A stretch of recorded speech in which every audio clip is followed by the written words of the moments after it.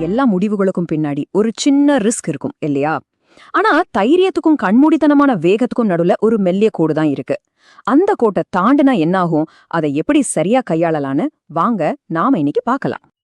அப்போ ஒரு துணிச்சலான முடிவுக்கும் ஒரு யோசிக்காத முடிவுக்கும் என்னதாங்க வித்தியாசம்? இது ரொம்ப முக்கியமான கேள்வி இல்லையா? இதுக்கான பதில ஒரு சூப்பரான கதை மூலமா நாம இன்னைக்கு தெரிஞ்சுக்க போறோம்.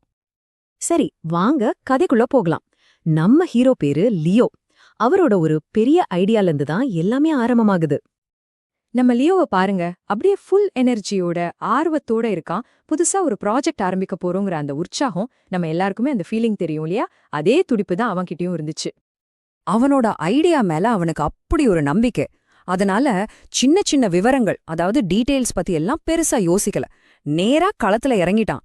அவனை பொறுத்த வரைக்கும் வேகம்தான் முக்கியம், மத்ததெல்லாம் அப்புறம் பாத்துக்கலான்னு ஒரு கணக்கு. அவன் மனசுக்குள்ள என்ன நினைச்சுக்கிட்டான் தெரியுமா?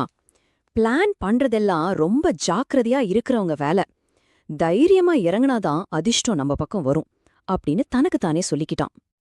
ஆனா சில நேரங்கள்ல வெறும் உற்சாகம் மட்டும் பத்தாது இல்லையா? அப்படி அவசரப்படுறதுக்கு நாம ஒரு பெரிய விலைய கொடுக்க வேண்டியிருக்கோம்.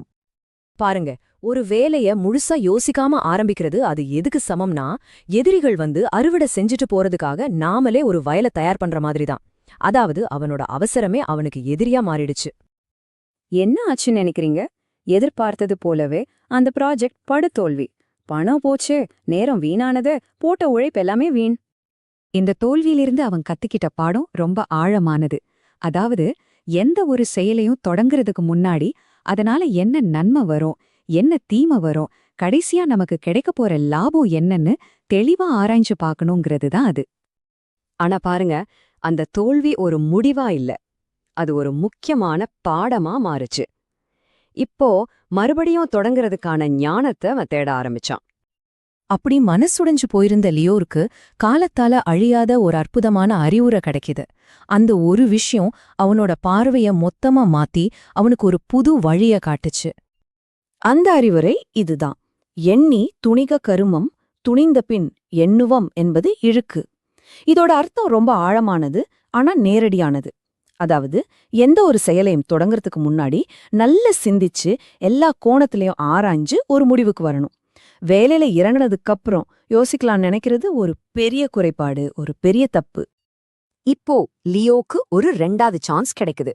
இந்த முறை அவன் கையில வெறும் நம்பிக்கை மட்டும் இல்ல, கூடவே ஒரு தெளிவான ப்ளூ பிரிண்டும் இருந்துச்சு. அவன் கத்துக்கிட்ட பாடத்தை ரொம்ப அழகா படிப்படியா செயல்படுத்த ஆரம்பிச்சான். முதல்ல இந்த ப்ராஜெக்ட்ல என்னென்ன இழப்புகள் வரலாம்னு அலசி ஆராய்ஞ்சான். 2வது, இதனால புதுசா என்ன உருவாக்க முடியும்னு தெளிவுபடுத்திக்கிட்டான். 3வது, இதுல கிடைக்க போற இறுதி பலன் என்னன்னு வரையறுத்தான். 4வது, இதோட நிறுத்தாம நம்பிக்கையான நண்பர்கள்கிட்டயும் ஆலோசனை கேட்டான். கடைசியா இவ்ளோ தெளிவான சிந்தனைக்கு பிறகு முழு நம்பிக்கையோட செயல்ல இறங்கினான். இப்போ இங்க பாருங்களேன், அவனோட 2 முயற்சிகளுக்கும் இருக்கிற வித்தியாசத்தை. முதல்ல அந்த அவசரமான வழியில வெறும் அனுமானங்களை வச்சுக்கிட்டு ஆபத்துகளை பத்தி யோசிக்காம தனியாள செயல்பட்டான். ஆனா 2வது முறை அந்த சிந்தனைமிக்க வழியில நல்லா பகுப்பாய்வு செஞ்சு வரக்கூடிய ஆபத்துகளை புரிஞ்சுக்கிட்டு சரியான ஆலோசனையும் கேட்டுக்கிட்டான். வித்தியாசம் ரொம்ப தெளிவா தெரியுது இல்லையா? சரி, இப்படி தெளிவா திட்டமிட்டு செஞ்ச செயலோட பலன் என்னாச்சுன்னு பாப்போமா? இந்த முறை அவனோட ப்ராஜெக்ட் சும்மா அதிர்ஷ்டத்துல ஜெயிக்கல, அது தொலைநோக்கு பார்வை, அதாவது ஃபோர்சைட்ங்கிற ஒரு ரொம்பவே வலுவான அடித்தளத்துல கட்டப்பட்டது.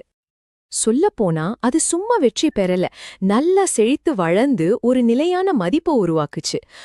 முயற்சி மாதிரி இல்லாம இந்த வெற்றிக்கு ஒரு ஆழமான அர்த்தமும் இருந்துச்சு. அப்போ அறிவார்ந்த செயல் அப்படின்னா என்ன?